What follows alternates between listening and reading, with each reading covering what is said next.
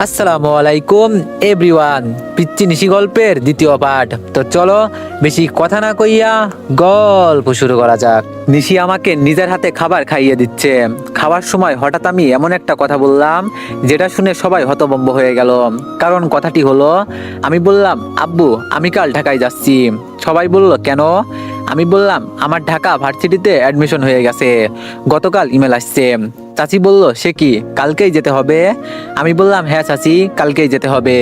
চাচি বলল, ওখানে থাকবি কোথায়? তোর তো অনেক কষ্ট হবে।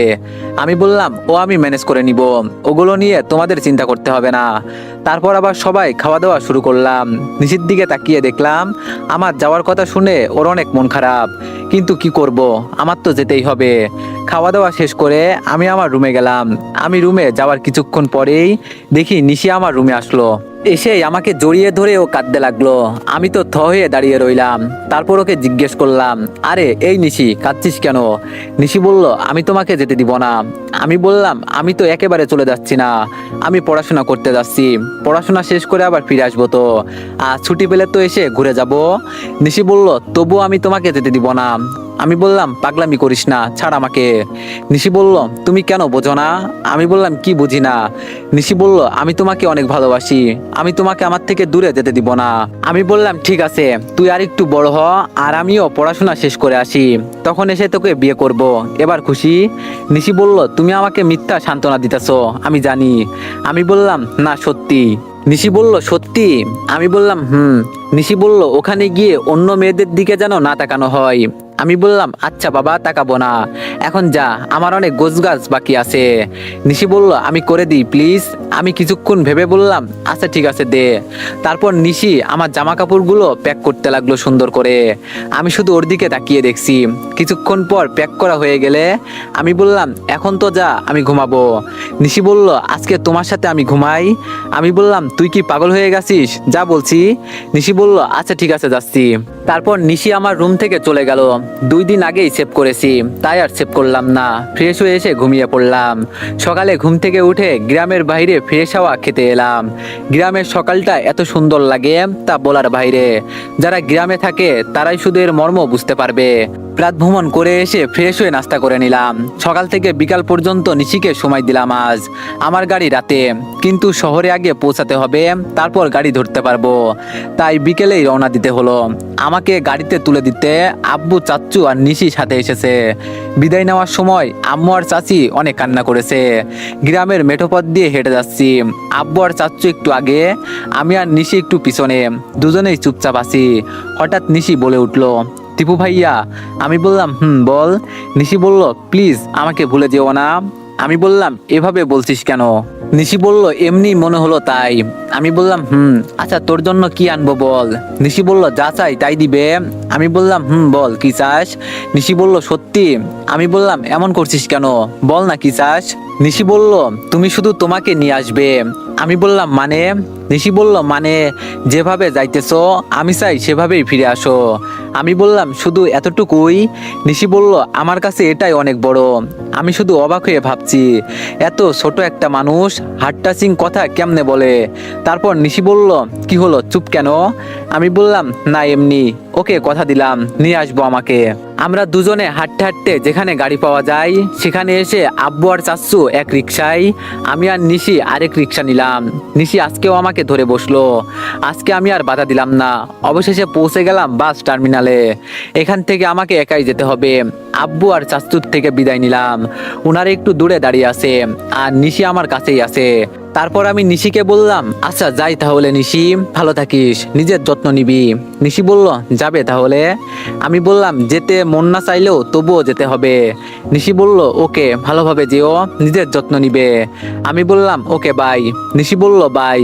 তারপর আমি ঘুরে চলে আসতেছি, প্রায় গাড়ির কাছে চলে আসছি। এমন সময় নিশি আবার ডাক দিল পেছন থেকে, দীপু ভাইয়া।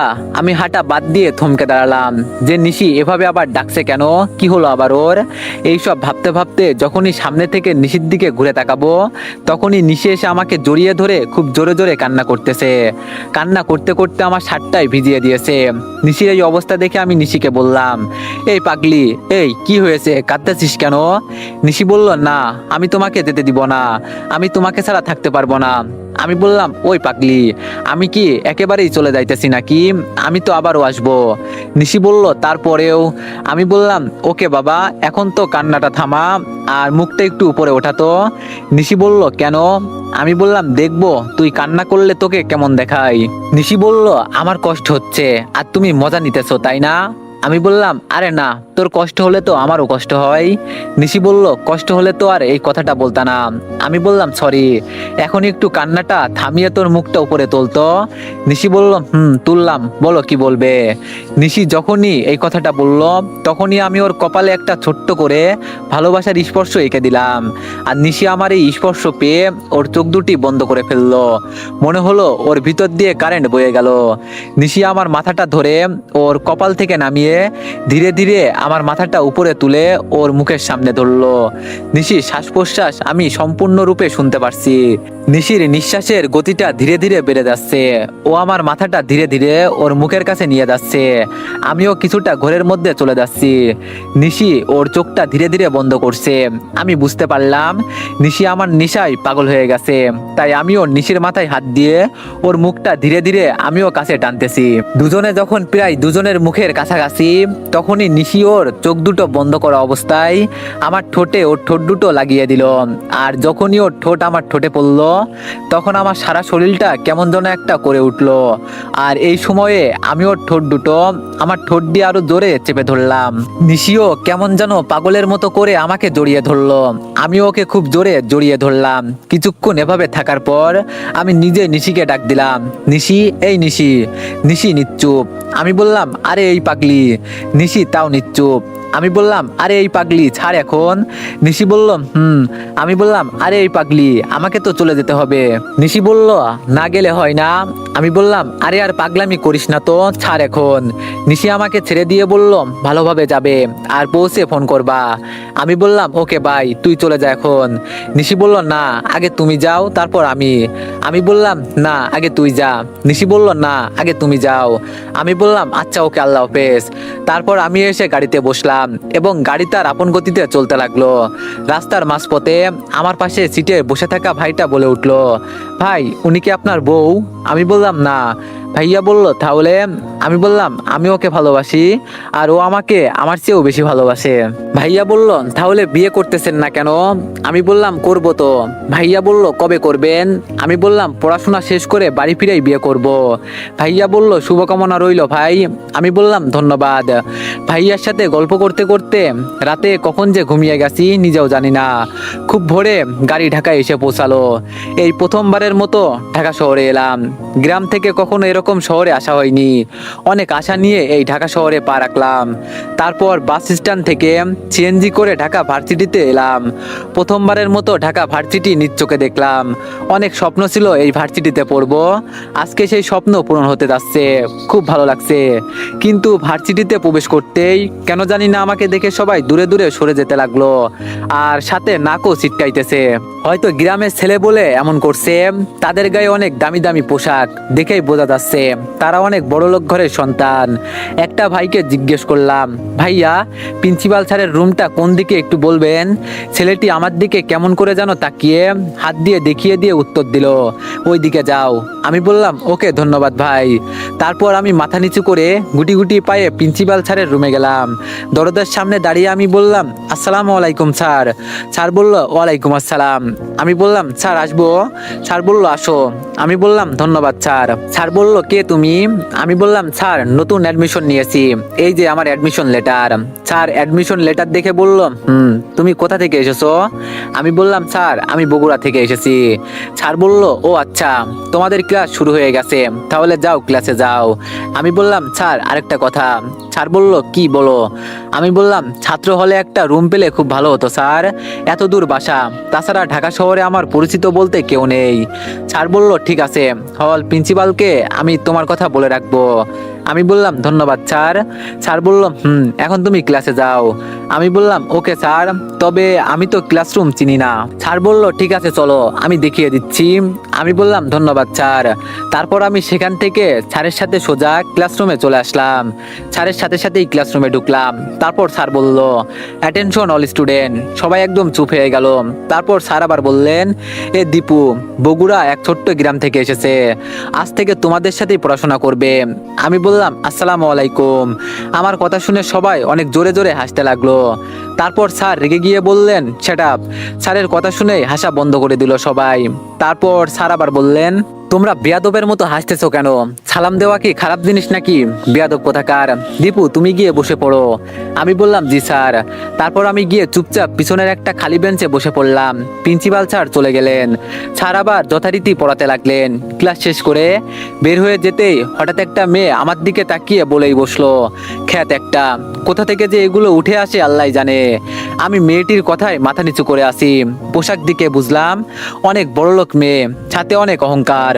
আমি কিছু না বলে সেখান থেকে হল প্রিন্সিপালের কাছে আসলাম। দরজায় নক দিয়ে বললাম আসসালামু আলাইকুম স্যার। স্যার বলল ওয়ালাইকুম আসসালাম। আমি বললাম স্যার ভিতরে আসবো? স্যার বলল এসো। আমি বললাম ধন্যবাদ স্যার। স্যার বলল হ্যাঁ বলো কি বলবে। আমি বললাম স্যার আমি দীপু, বগুড়া থেকে এখানে পড়াশোনা করতে এসেছি। ঢাকায় আমার আপনজন বলতে কেউ নেই, তাই যদি হলে একটা রুম পেতাম। আর প্রিন্সিপাল স্যার হয়তো আপনাকে বলেছে নিশ্চয়ই। স্যার বলল হ্যাঁ বলেছে, কিন্তু। আমি বললাম কিন্তু কি স্যার? স্যার বলল সরি আমি দিতে পারছি না, কারণ রুম সব বুকিং হয়ে গেছে। বরং এক রুমে 4-5 জন করে রুম শেয়ার করে থাকছে, তবুও জায়গা নেই। তোমায় কেমনে দিব? স্যারের কথায় আশাহীন হয়ে পড়লাম। এখন কি করব ভেবে পাচ্ছি না। মনমরা হয়ে ভার্সিটি থেকে বের হয়ে আসলাম। আগে থাকার জায়গা খুঁজতে হবে। ঢাকার অলিগলি তো কিছুই চিনি না। বিকালে ক্যাম্পাস থেকে বের হয়েছিলাম, তাই হাতে সময় পাইনি।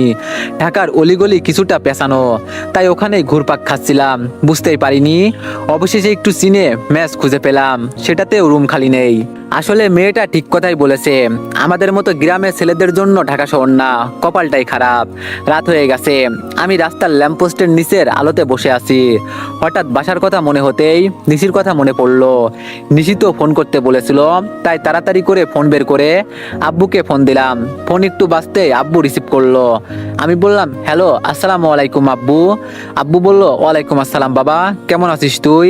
আমি বললাম আলহামদুলিল্লাহ আমি ভালো আছি, তোমরা কেমন আছো? আব্বু বলল আমরাও ভালো আছি, শুধু নিশি খাওয়া দাওয়া করছে না। আমি বললাম কেন, ওর কি হয়েছে? আব্বু বলল তুই ফোন করিসনি তাই।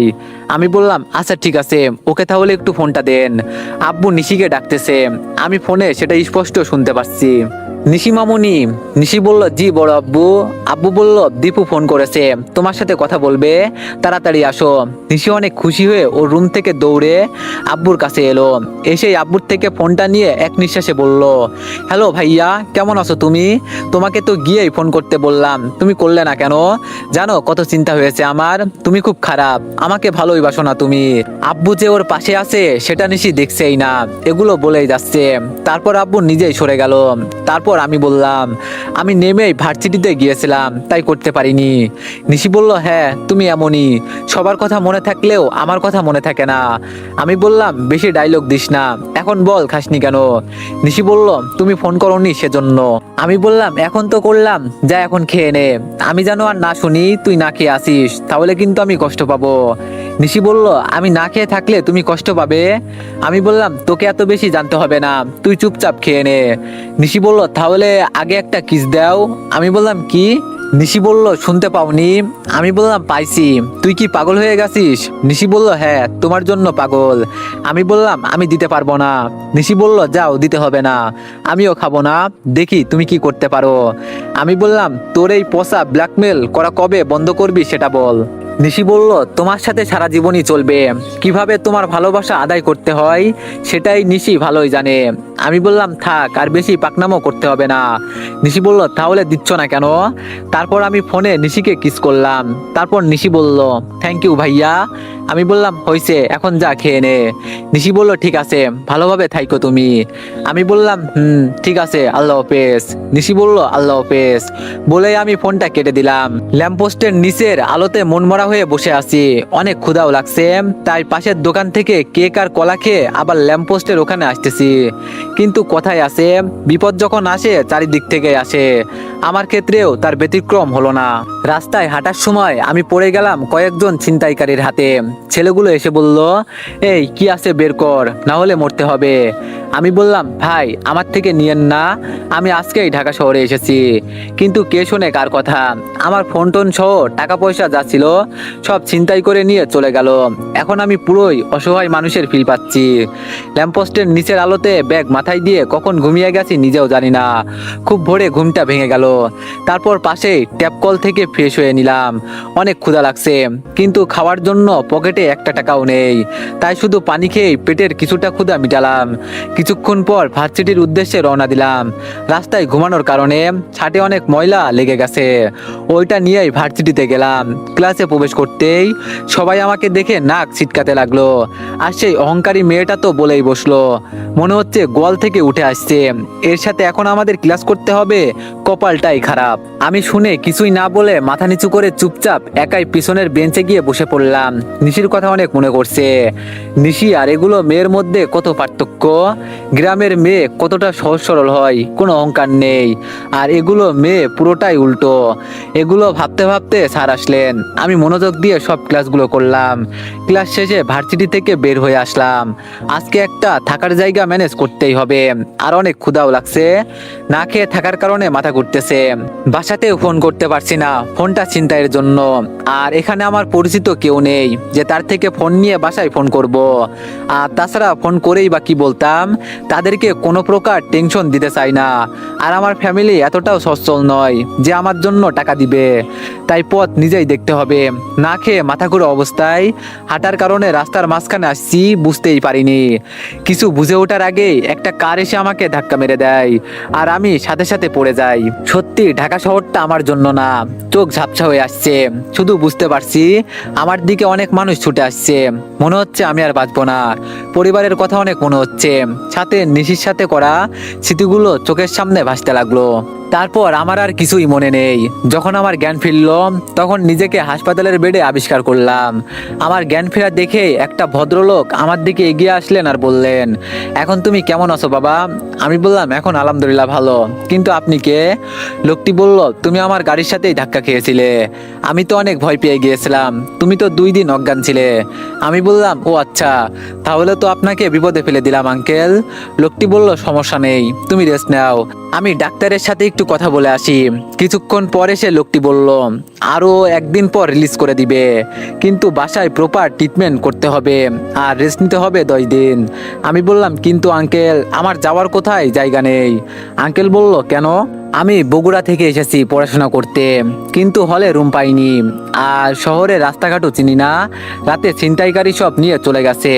আঙ্কেল বলল, আচ্ছা ঠিক আছে, তুমি চিন্তা করো না, আমার বাসাতেই থেকো।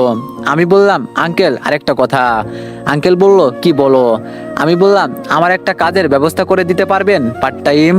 আঙ্কেল বলল, ঠিক আছে, আমার বাসায় যেহেতু আসো, তাই হাট বাজার, গাছে পানি দেওয়া, ঘর ঝাড়ু দেওয়া এগুলো পারবে? আমি বললাম, জি আঙ্কেল পারবো। আঙ্কেল বলল, আচ্ছা ঠিক আছে, তাহলে একদিন পর এসে আমি তোমাকে নিয়ে যাব। আমি বললাম, ঠিক আছে আঙ্কেল, ধন্যবাদ। তারপর উনি চলে গেল। ওনাকে দেখে ভালোই মনে হচ্ছে। আমি শুয়ে চুপচাপ রেস্ট নিতে লাগলাম। এই সময় আমার পরিবারের কথা অনেক মনে পড়ছে। নিশির কথা আরো বেশি মনে পড়ছে। হয়তো অনেকবার আমার ফোনে ফোন দিয়েছে, কিন্তু ফোনটাই তো আমার কাছে নেই। সেটা তারা কেমনে বুঝবে? যাই হোক, এভাবে দেখতে দেখতে আরো একদিন কেটে গেল। আজকে আমাকে রিলিজ করে দেওয়া হবে। আঙ্কেল যথারীতি সময় মতোই চলে এলেন। এসে উনি সব হাসপাতালের বিল পে করলেন আর আমাকে রিলিজ করে দিল। এখন হাসপাতালের বাইরে দাঁড়িয়ে আছি। আঙ্কেল আমাকে ধরে আছে। তারপর একটা কার গাড়িতে বসতে বললেন। উনি হয়তো অনেক বড় লোক। তারপর গাড়িতে বসে পড়লাম। গাড়ি চলছে তার আপন গতিতে। হঠাৎ আঙ্কেল জিজ্ঞেস করলেন, আচ্ছা তোমার বাসা জানো কোথায়? আমি বললাম, জি আঙ্কেল, বগুড়া। বগুড়া জেলার ছোট্ট একটা গ্রামে থাকি, পড়াশোনার জন্য ঢাকা আসা। আঙ্কেল বলল, গ্রামের সাথে আমার অনেক দুষ্টু মিষ্টি স্মৃতি জড়িয়ে আছে। গ্রামকে আমি অনেক মিস করি, কিন্তু তোমার আন্টি আর আমার মেয়ের জন্য গ্রামে যেতে পারি না, কারণ ওরা গ্রাম পছন্দ করে না। তবুও আমি না বলে কয়েকবার গ্রামে চলে যাই। ওনার কথা শুনে অনেক ভালো লাগলো। অন্তত কেউ তো আছে শহরে যে গ্রামকে ভালোবাসে। উনি আরো বললেন, গ্রামের মানুষেরা সহজ সরল হয়, তোমাকে দেখলেই সেটা বোঝা যায়, একদম সাধারণ মানুষ, এজন্য তোমাকে আমার ভালো লাগছে। আমি বললাম, ধন্যবাদ আঙ্কেল। আঙ্কেল বলল, তো তোমার পরিবারে কে কে আছেন? আমি বললাম, সবাই আছে, আমি, আব্বু, আম্মু, বড় আপু, চাচা, চাচি, চাচাতো বোন, আমরা যৌথ পরিবার। আঙ্কেল বলল, গ্রামের যৌথ পরিবারের মজাই আলাদা, সেই সময়কে অনেক মিস করি। আমি বললাম, তাই? তাহলে আমি যখন গ্রামে যাব আপনাকে সঙ্গে করে নিয়ে যাব, দেখে আসবেন। আঙ্কেল বলল, সত্যি নিয়ে যাবে? আমি বললাম, হ্যাঁ আঙ্কেল। আঙ্কেল বলল, ঠিক আছে। আমি বললাম, কিন্তু আঙ্কেল একটা কথা। আঙ্কেল বলল, কি বলো? আমি বললাম, আমাকে কিন্তু ভার্সিটি যেতে দিতে হবে, ভার্সিটি থেকে এসে আমি আপনার বাসার সব কাজ করে দিব। আঙ্কেল বলল, আচ্ছা ঠিক আছে, যেও, সমস্যা নেই। আমি বললাম, ধন্যবাদ আঙ্কেল। ওনার সাথে অনেক ভালো একটা সম্পর্ক তৈরি হলো। আর উনি বড়লোক হলেও মনে কোনো অহংকার নেই। শহরে এমন মানুষও পাওয়া যায় তাহলে। ওনার সাথে কথা বলতে বলতে ওনার বাসায় পৌঁছে গেছি। অনেক বড় বাসা ওনার, আমি শুধু অবাক হয়ে দেখছি, আগে কখনো এমন বাসায় ঢুকিনি। তারপর বাসার ভিতরে ঢুকলাম। আঙ্কেল একটা মহিলাকে দেখিয়ে বললেন, ইনি তোমার আন্টি। আমি বললাম, আসসালামু আলাইকুম আন্টি। আন্টি বলল, ওয়ালাইকুম আসসালাম। তারপর আন্টি আঙ্কেলকে বললেন, এ কে? আঙ্কেল বলল, যার কথা তোমাকে বলেছিলাম, আমার গাড়িতে ধাক্কা খেয়েছিল, আজ থেকে এখানেই থাকবে আর বাসার সব কাজ করে দিবে। আন্টি বলল, ও আচ্ছা ঠিক আছে। তারপর আঙ্কেলের মেয়েটা আসলো। আঙ্কেলের মেয়েটাকে দেখে আমি আরো অবাক হলাম, কারণ আঙ্কেলের মেয়েটা আর কেউ নয়, সে হলো ভার্সিটির সেই অহংকারী মেয়েটা। আমাকে দেখেই বলল, কিরে খ্যাত, তুই এখানে ভিক্ষা চাইতে এসেছিস বুঝি? আমি ওনার কথা শুনে মাথা নিচু করে রইলাম। তারপর আঙ্কেল ধমকের সুরে বলল, রাইসা, এটা কোন ধরনের বেয়াদবি? ও, তার মানে মেয়েটার নাম রাইসা? আঙ্কেলের কথার জন্য রাইসা চুপ হয়ে গেল। কিছুক্ষণ পর আবার বলল, ও এখানে কেন বাবা? আঙ্কেল বলল, আজ থেকে ও এখানেই থাকবে আর বাসার টুকটাক কাজ করবে। রাইসা বলল, ও চাকর? ওর কথা শুনে এবার সত্যি মন খারাপ হয়ে গেল। তারপর আবার আঙ্কেল বলল, রাইসা, আবার বেয়াদবি, যাও তুমি তোমার রুমে যাও। রাইসার আগে ফুসতে ফুসতে এখান থেকে চলে গেল। তারপর আঙ্কেল আমাকে উদ্দেশ্য করে বলল, তুমি ওর কথায় কিছু মনে করো না বাবা, ও একটু এমনই। আমি বললাম, না না আঙ্কেল, সমস্যা নেই, আমি কিছুই মনে করিনি, আমরা গ্রামের ছেলে, আমাদের অভ্যেস আছে। আঙ্কেল বলল, আচ্ছা আসো, আমি তোমাকে তোমার রুম দেখিয়ে দিচ্ছি। আমি বললাম, ঠিক আছে। তারপর আঙ্কেল একটা রুমে নিয়ে গেল। রুমটা বেশ সুন্দর, কিন্তু তারা যেখানে থাকে তার তুলনায় কম। কিন্তু আমার জন্য এটাই বা কম কিসের? তারপর আঙ্কেল বলল, আচ্ছা বাবা, এখন তুমি একটু রেস্ট নাও, আমি পরে এসে দেখা করে যাব। আমি বললাম, ঠিক আছে আঙ্কেল। বলেই আঙ্কেল রুম থেকে চলে গেলেন। আমিও বিছানায় গায়ে লিয়ে দিলাম। বিছানায় গায়ে লিয়ে দিতেই কখন যে ঘুমিয়ে গেছি নিজেও জানি না। ঘুম ভাঙলো রাইসার ডাকে। রাইসা বলল, এই খ্যাত ওঠ। আমি ঘুমের ঘরে রাইসার হাত ধরে বললাম, নিশি, আর একটু ঘুমাই না প্লিজ? আমার হাত ধরা দেখে রাইসা হাতটা ছাড়িয়ে নিয়ে আমার গালে দুইটা থাপ্পড় বসিয়ে দিল। ওর থাপ্পড় দেওয়াতে আমি ঘুম থেকে লাফিয়ে উঠলাম। উঠে দেখি এটা নিশি না, রাইসা। ও আমার দিকে অগ্নিদৃষ্টি নিক্ষেপ করেছে। তারপর বলতে লাগলো, ছোট লোক, গাইয়া, খ্যাত, তুই কোন সাহসে আমার হাত ধরিস? আমি বললাম, সরি রাইসা, আমি বুঝতে পারিনি। রাইসা আবারও আমার গালে দুইটা থাপ্পড় দিল। আমি আবারও গালে হাত দিয়ে দাঁড়িয়ে রইলাম। এবার আরো অনেক জোরে মারছে, চোখ থেকে এমনিতেই পানি পড়ছে, কিন্তু এবার কেন মারলো বুঝলাম না। তাই ওকে আবার জিজ্ঞেস করলাম, আমাকে মারলেন কেন? রাইসা বলল, তোর কত বড় সাহস, তুই আমার নাম ধরে ডাকিস? আমি বললাম, তাহলে কি বলবো? রাইসা বলল, মালিকদের কি বলতে হয় জানিস না? আমি বললাম, তবুও বলে দিলে ভালো হয়। রাইসা বলল, ম্যাডাম প্লাস আপনি করে বলবি। আমি মাথা নিচু করে বললাম, ঠিক আছে। রাইসা বলল, এখন যা, আমার জন্য এক কাপ চা বানিয়ে নিয়ে আয়। আমি বললাম, জি ম্যাডাম, আনছি। রাইসা বলল, আমি আমার রুমে গেলাম, ওখানে দিয়ে যাস। আমি বললাম, জি ম্যাডাম। বলে রাইসা ওর রুমে চলে গেল। আমি অনেক অসুস্থ, অসুস্থ শরীর নিয়ে তবুও উঠে রান্না করে গিয়ে রাইসার জন্য চা বানালাম। গ্রামে মা বাবার কথা অনেক মনে পড়ছে। আম্মু আমাকে একটা কাজ করতে দিত না, আর আজ সেখানে আমি অন্যের কাজ করে দিচ্ছি। একেই বলে নিয়তি। এইসব ভাবতে ভাবতে চোখ থেকে 2 ফোঁটা পানি গড়িয়ে পড়লো। তো এভরিওয়ান, নেক্সট পার্টের জন্য সবাই একটু বেশি বেশি লাইক আর একটা করে কমেন্ট করে দিয়েন। ধন্যবাদ।